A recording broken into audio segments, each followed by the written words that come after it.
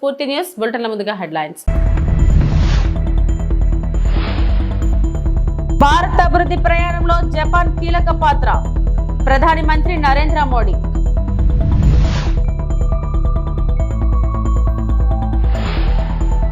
వారిలో మేము 80,000 పుస్తకాలు చదవలేదు కదా, సీఎం రేవంత్ రెడ్డి.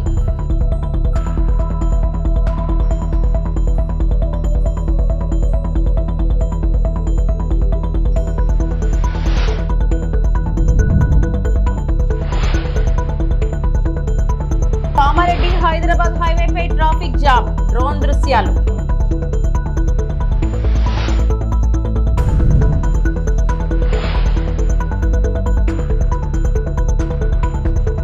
ప్రపంచమంతా భారత్ పైనే ఆశలు పెట్టుకుందని ప్రధాని నరేంద్ర మోడీ అన్నారు. భారత్ జపాన్ వార్షిక సదస్సు కోసం ఆ దేశంలో పర్యటిస్తున్న ప్రధాని టోక్యోలో ఇండియా జపాన్ ఎకనామిక్ ఫోరంలో పాల్గొన్నారు. జపాన్ వ్యాపార దిగ్గజాలు హాజరైన ఈ సదస్సుకు మోడీని జపానీయులు గాయత్రి మంత్రం పఠిస్తూ స్వాగతం పలికారు. ఈ సందర్భంగా ప్రసంగించిన ప్రధాని మోడీ భారత్ జపాన్ మధ్య లోతైన భాగస్వామ్యాన్ని ప్రస్తావించారు. భారత అభివృద్ధి ప్రయాణంలో జపాన్ కీలక పాత్ర పోషించిందని గుర్తు చేశారు. మెట్రోలు, సెమీ కండక్టర్స్, స్టార్టప్లు తయారీ సహా అనేక రంగాల్లో జపాన్ తోడ్పాటు అందించిందన్నారు. ఇప్పటికే జపాన్ సంస్థలు భారత్లో $40 బిలియన్ కంటే ఎక్కువ పెట్టుబడులు పెట్టినట్లు గుర్తు చేశారు. భారత్లో ఆర్థిక రాజకీయ స్థిరత్వం నెలకొందన్న మోడీ ప్రపంచంలో 3వ అతిపెద్ద ఆర్థిక వ్యవస్థగా అవతరించబోతుందని వివరించారు. ప్రభుత్వ పరంగా పారదర్శకమైన విధానాలను అవలంబిస్తున్నట్లు పేర్కొన్నారు.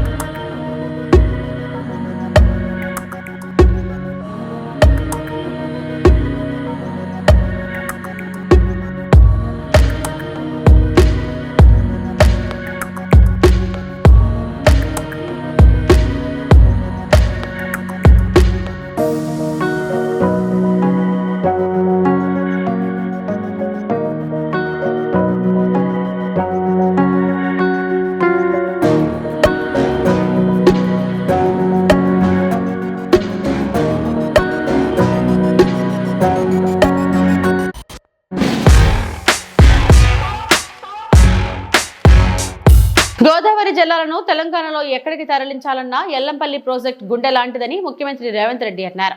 మంత్రి ఉత్తమ్ కుమార్ రెడ్డి, పిసిసి అధ్యక్షుడు మహేష్ కుమార్ గౌడ్ తో కలిసి ఎల్లంపల్లి ప్రాజెక్టు వద్ద వరద ప్రవాహాన్ని పరిశీలించిన అనంతరం మీడియాతో సీఎం మాట్లాడారు. స్ట్రాటజిక్ లొకేషన్ తో కట్టిన ప్రాజెక్ట్ శ్రీపాద ఎల్లంపల్లి అని చెప్పారు. కూలిపోయిన ప్రాజెక్ట్, నిలబడిన ప్రాజెక్టుకు మధ్య తేడా ఉందన్నారు. నిపుణులు కట్టిన ప్రాజెక్ట్ కాబట్టి ఎల్లంపల్లి దశాబ్దాలుగా నిలబడిందని పేర్కొన్నారు. పుస్తకాలు చదువుకున్న వాళ్ళని సలహా అడిగినాము ఎట్లా రిపేర్ చేయాలనేది, దాని ప్రకారం అది రిపేర్ చేస్తాము. ఇప్పుడు మీకు తెలుసు కదా, ఈ మొత్తం గోదావరి జలాలకు శ్రీపాద ఎల్లంపల్లి అనేది గుండెకాయ లాంటిది, జంక్షన్ లాంటిది. రాజపేట రైల్వే జంక్షన్ ఎట్లనో ఆల్ ట్రైన్స్కి వచ్చేదానికి పోయేదానికి, మొత్తానికి గోదావరి జలాలకు మనకి శ్రీపాద ఎల్లంపల్లి అనేది ఒక పెద్ద జంక్షన్. ఎక్కడి వైపు నీళ్లను నువ్వు కదిలించాలన్నా, లిఫ్ట్ చేయాలన్నా, పంప్ చేయాలన్నా ఇదే మనకు జంక్షన్. కాబట్టి స్ట్రాటజిక్ లొకేషన్లో కట్టిన ప్రాజెక్టు శ్రీపాద ఎల్లంపల్లి. దీని ప్రకారం ఖచ్చితంగా సాంకేతికంగా ఎట్లా సలహా తీసుకోవాలి, ఎట్లా పూర్తి చేయాలి, దాని ప్రకారం పనిచేస్తుంది ప్రభుత్వం. వాటికి కూడా సమస్య ఉందనే కదా 3 ఒకే రకమైన సాంకేతిక నైపుణ్యంతో కట్టారు. మేడిగడ్డ అయినా, అన్నారం అయినా, సుందిల్ అయినా. వాళ్ళు ఏంటంటే అతి తెలివితేటలతో మామ అల్లుడు ఏమనుకుంటారంటే ఒక ఆయన స్వాతిముత్యం అనుకుంటాడు, ఇంకొక ఆయన ఆనిముత్యం అనుకుంటాడు. మేడిగడ్డ నుంచి ఎత్తితే అన్నారంలో పోయాలి, అన్నారంలో ఎత్తితే సుందిలలో పోయాలి, అక్కడ నుంచి ఎత్తితే శ్రీపాద ఎల్లంపల్లికి పోయాలి. ఒకే రకమైన సాంకేతిక నైపుణ్యంతో. కామారెడ్డి జిల్లా వ్యాప్తంగా భారీగా వర్షాలు కురుస్తున్నాయి. ఈ వానల కారణంగా బిక్కనూరు వద్ద ఎడ్లకట్లు వాగు ఉధృతంగా ప్రవహిస్తుంది. వరద నీరు రహదారిపైకి చేరడంతో రాకపోకలు నిలిచిపోయాయి. దీంతో కామారెడ్డి నుంచి హైదరాబాద్ కు వెళ్లే నాగపూర్ జాతీయ రహదారిపై భారీగా ట్రాఫిక్ స్తంభించింది. దీనికి సంబంధించిన డ్రోన్ దృశ్యాలు మీరు చూడండి.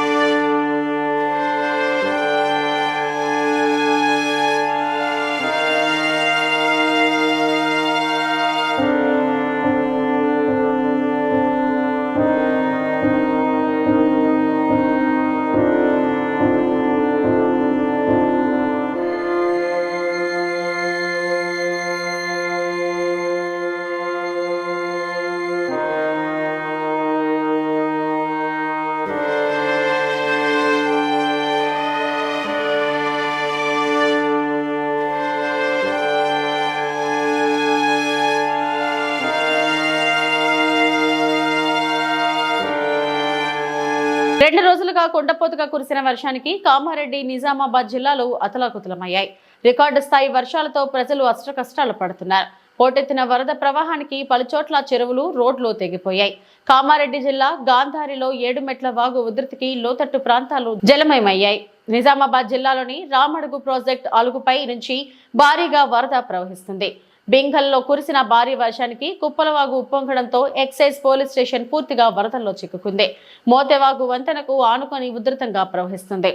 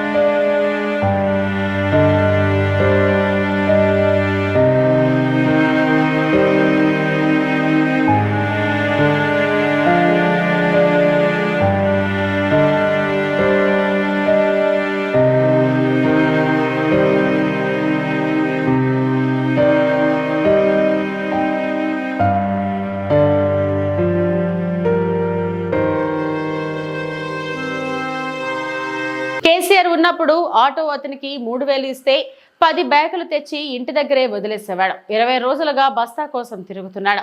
మార్పు అంటే పాత రోజులను తిరిగి తెచ్చాడు. ఏమున్నా టీఆర్ఎస్ పరిపాలన ఏం చేసిందో ఏందో గానీ దర్జమైన పాలన అన్న. ఆటోనికి 3000 ఇస్తే 10 బత్తాలు తెచ్చి ఇంటికి పెట్టేటోడన్నా. ఈ కాలంలో ఈ ఊరియ బత్తల కోసం నేను 20 రోజుల నుండి తిరుగుతున్నా కానీ ఒక్క ఊరియ బత్తలు కూడా దొరకలేదే.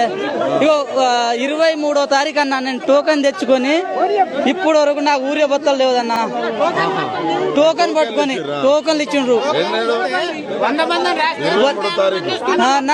20 తారీఖు అన్న 6 రోజులు అయింది, ఒక ఊరియ బత్త దొరకలేదు. ఈ ఇంటికి పోతే ఒక్క తిట్టుడు కాదు, ఒక ఊరియ బత్త దొరకలేదు అని బాధ. ఆడ ఇంటికాడ చెప్పుకుంటలేమో అక్కడ పొలం అంతా పచ్చబడ్డది, ఊరియా లేక చిన్నగానే అయింది. ఇంకా పెద్ద శంకర్పేట జాతీయ రహదారి 161 టోల్ గేట్ వద్ద భయానక సంఘటన శుక్రవారం ఉదయం చోటు చేసుకుంది. గుజరాత్ నుండి హైదరాబాద్ వెళ్తున్న లారీ కొల్లపల్లి గ్రామ శివారులోని ఓల్డ్ టోల్ గేట్ వద్ద అదుపు తప్పి లారీ బోల్తా పడింది. డ్రైవర్ నిర్లక్ష్యం వల్లే ఈ ప్రమాదం జరిగిందని ప్రత్యేక సాక్షులు అంటున్నారు. ఈ ప్రమాదంతో ముందు వెళ్తున్న వాహనదారులు భయాందోళనకు గురయ్యారని వారు తెలిపారు.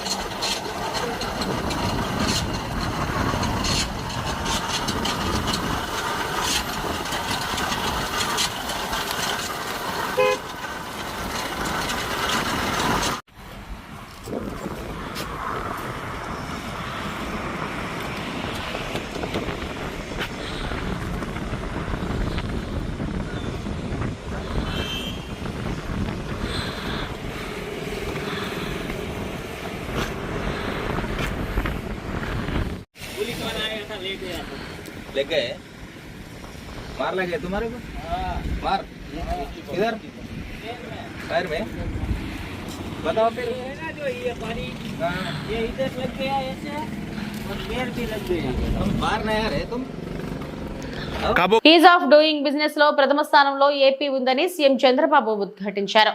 ఫుడ్ ప్రాసెసింగ్ రంగంలో ఎన్నో అవకాశాలు ఉన్నాయని తెలిపారు. రైతుల కోసం అంతర్జాతీయంగా కొత్త మార్కెట్లను అన్వేషిస్తున్నామని సీఎం చంద్రబాబు పేర్కొన్నారు.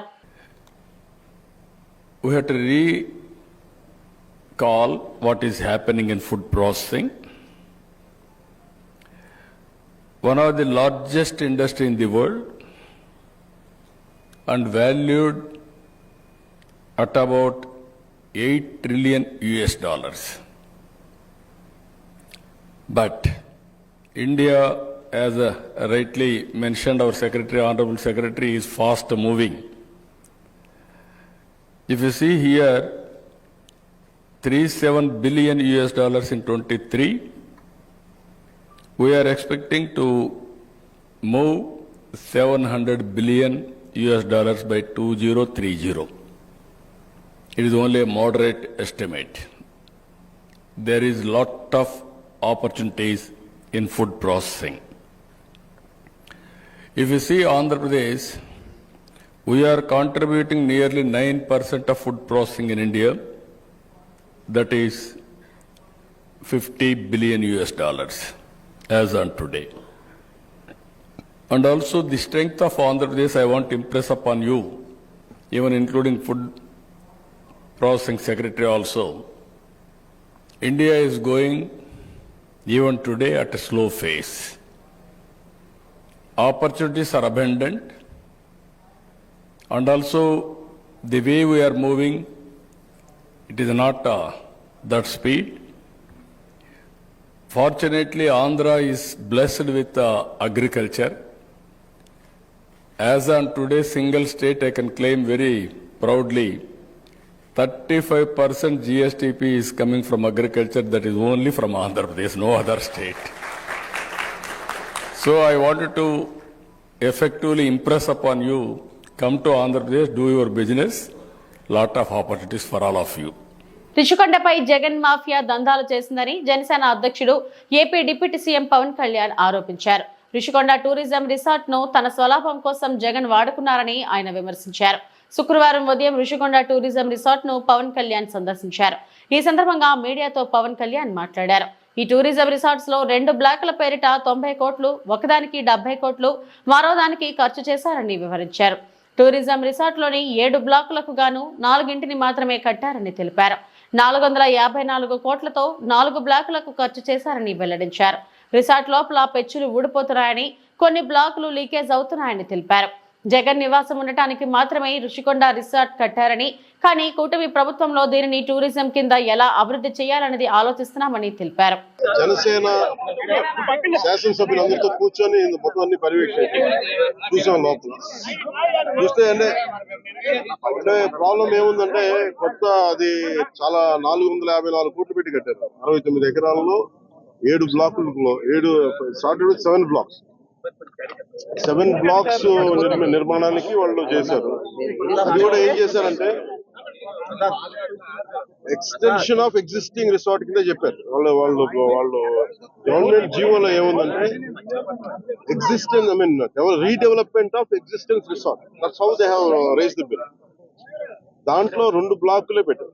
ఫస్ట్ వాళ్ళు పెట్టింది ఏంటంటే 7 బ్లాక్స్ లో బడ్జెట్ ఒకదానికి 90 పైన, ఇంకో దానికి 70 పైన, 2 phases లో ఇంతే. వాళ్ళు స్టార్ట్ చేసినప్పుడు 164 కోట్ల రూపాయలు, 164 కోట్ల రూపాయలతోటి 7 blocks ప్లాన్ చేశారు. కట్టేటప్పటికి అది ఆ 7 blocks కి పూర్తి చేయాలి. 4 బ్లాకులకి, అంటే మనం చూస్తే 4 బ్లాక్ అంటే బిల్డింగ్ కాదు, residential block is 1, CMO office is 1. ఇవన్నీ కూర్చొని అలాగా వాళ్ళు 7 బ్లాకులు ప్లాన్ చేసుకుంటే 4 బ్లాకులే కట్టారు. 7 బ్లాకులకి వాళ్ళు ప్లాన్ చేసినప్పుడు 92 కోట్లు ఫస్ట్ ఫేజ్, రెండో ఫేజ్ 53 కోట్లు. సో రెండు కొంచెం అటు ఇటుగా పెడితే 160 కోట్ల పై చిల్లుకు వాళ్ళ ఒరిజినల్ ప్లాన్. అది ఏదైనా సరే ఇంకో చోట పైకి వెళ్ళిందంటే ఒక 2 అవుతుంది అనుకో. కానీ ఇది 454 కోట్లు అయింది. Not even for the entire 7 blocks, it is only 4 blocks. 4 బ్లాకులకే 454 కోట్లు అయింది. ఒరిజినల్ ప్లాన్ 92 కోట్లు ఫస్ట్ ఫేజ్, సెకండ్ ఫేజ్. దీనికి లోపలికి వెళ్ళి చూసి, నేను వచ్చినప్పటి నుంచి కూడా మమ్మల్ని గత కాలం రానివ్వలేదు. ఇప్పుడు ఏమైపోయింది, ఒక డ్యామేజ్ జరిగిపోయింది. ఋషికొండ ఒకప్పుడు ఇక్కడ రిసార్ట్స్ ఉన్నప్పుడు టూరిజం మన శాఖకి ఆదాయం 7 కోట్లు ఉంది. సో 7 కోట్ల ఆదాయం కోల్పోగా ఇప్పుడు అదనపు భారం 453 కోట్లు పడి, ఇప్పుడు కరెంటు బిల్లు ఆదాయం మన సంవత్సరానికి కట్టాల్సిన ఇంకా ఉపయోగించకుండానే, జస్ట్ అది లైట్ లేసి అప్పుడప్పుడు ఏసీ ఆన్ చేయడానికి ఉట్టినే, జస్ట్ ఆన్ చేసి ఆఫ్ చేయడానికి పనిచేస్తున్నది సక్రమంగా అనుకోవడానికి అది సంవత్సరానికి 1 కోటి రూపాయల పైన, 15 లక్షలు అవుతుంది. దాన్ని బట్టి అర్థం. చార్టర్డ్ అకౌంటెంట్లు బ్యాలెన్స్ షీట్లు వేసే వ్యక్తులు మాత్రమే కాదని సమాజాన్ని సమతూకం చేసే సమర్థత ఉన్నవారని మంత్రి నారా లోకేష్ కితాబునిచ్చారు. విశాఖలో నిర్వహించిన Indian institute of chartered accountants of India ICAI జాతీయ సదస్సులో మంత్రి పాల్గొన్నారు. పారిశ్రామిక విప్లవం వచ్చిన ప్రతిసారి ఉద్యోగాలు పెరుగుతాయని, AI వంటి టెక్నాలజీలను CAలతో సహా యువత అందిపుచ్చుకోవాలని పిలుపునిచ్చారు. At Heritage, back then when I joined, we were going through a very tough time. We had retail, and of course we had the dairy business. And when we are finalizing the accounts, there's always going to be a tussle between management and the chartered accountants. It could be the internal auditors, it could be the statutory auditors, but in our company it is always the internal auditors and statutory auditors who had the last say, because the chairman of the board used to be D. Sitaramaya Garu. And Sitaramaya Garu is a well-renowned chartered accountant, and I have learnt a lot from Sitaramaya Garu. And today, if I can analyze balance sheets well, it is because of his guidance to me personally. You know, Andhra Pradesh as a state is going to go through really exciting transformation. We aspire to be a $2.4 trillion economy by 2047. What we as a state want to achieve is decentralized development. If you look at Anantapur, we want it to be the automotive capital of India. North Anantapur and Kurnool will be the renewable energy capital for India. If you look at electronics manufacturing, we're bringing it to Kadapa and Chittoor district. Nellore already has a lot of diversified manufacturing, but all of you here will be surprised to know that currently 50% of the air conditioners manufactured in India comes out of Nellore district. మాజీ మంత్రి వివేకానంద రెడ్డి హత్య కేసులో ఇప్పటికీ న్యాయం జరగలేనందునే సునీత పోరాటం కొనసాగుతుందని PCC అధ్యక్షురాలు షర్మిల అన్నారు. CBI వద్ద సాక్ష్యాలు ఉన్నా ఎందుకు న్యాయం జరగడం లేదని నిలదీశారు. తన తండ్రి రాజశేఖర్ రెడ్డి సిద్ధాంతాన్ని మరిచి జగన్ రాజకీయం చేస్తున్నారని షర్మిల ఆవేదన వ్యక్తం చేశారు. అయితే సునీత రెడ్డి గారికి న్యాయం జరగలేదు. ఇప్పటి వరకు ఎలా పోరాటం చేసిందో ఇప్పుడు కూడా అదే పోరాటమే చేస్తుంది కదా. తను పోరాటం చేయటంలో తప్పు లేదు కదా. ఇంతవరకు న్యాయం జరగలేదు అంటే ఎందుకు జరగలేదు? ఎందుకంటే బీజేపీ పార్టీ ఇన్కమ్ ట్యాక్స్ అయినా సరే, ఈడీ అయినా సరే, CBI అయినా సరే, ఆఖరికి ఎలక్షన్ కమిషన్ అయినా సరే, అన్ని సంస్థల్ని వాళ్ళు గుప్పెట్లో పెట్టుకున్నారు. వాళ్ళకి ఇష్టం వచ్చినట్లు ఆటలు ఆడిస్తున్నారు. జగన్మోహన్ రెడ్డి గారు మోడీ గారికి దత్తపుత్రుడు కాబట్టి జగన్మోహన్ రెడ్డి గారికి, అవినాష్ రెడ్డి గారికి కాపు కాస్తుంది బీజేపీ పార్టీ. అవును, CBI ఎంక్వైరీ సరిగ్గా చేయటం లేదు అని సునీతారెడ్డి అంటుంటే దాంట్లో తప్పేమైనా అంటుందా? నిజంగానే CBI అనుకుంటే ఈ పార్టీకి పాత్రదారులు, సూత్రధారులు అందరినీ బయట పెట్టాల్సిన అవసరం ఉంది కదా. CBIకి తెంచిన ఒక ఆఫీసరే, మేం కాదు కదా అంటున్నది, ఒక ఆఫీసరే అంటున్నాడు. Avinash Reddy Google maps location pins match అవుతున్నాయి, ఫోన్ కాన్వర్జేషన్స్, ఫోన్ నంబర్స్, వాళ్ళ ఫోన్ కాల్స్ మ్యాచ్ అవుతున్నాయి అని చెప్తున్నారు. అవినాష్ రెడ్డి గారు వాళ్ళకు సంబంధించిన వాళ్ళ ఇంట్లోనే పోలీస్ ఆఫీసర్ని సహా బెదిరించారు అంటున్నారు. ఇన్ని సాక్ష్యాలు పెట్టుకొని కూడా ఇంతవరకు వాళ్ళు బయట తిరుగుతున్నారు అంటే ఏమిటి అర్థం? న్యాయం జరగలేదనే, న్యాయం జరగట్లేదనే కదా అర్థం. ఇవి ఇప్పటివరకు నా బులెటిన్ అప్డేట్స్. నమస్తే.